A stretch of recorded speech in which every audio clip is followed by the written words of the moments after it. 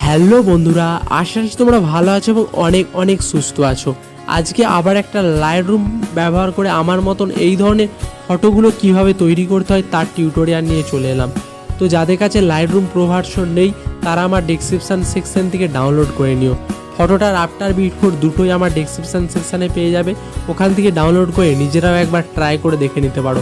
তো আর কথা না বাড়িয়ে ভিডিওটার মূল পর্বে চলে যাই একটা ছোট্ট ইন্ট্রোর পর।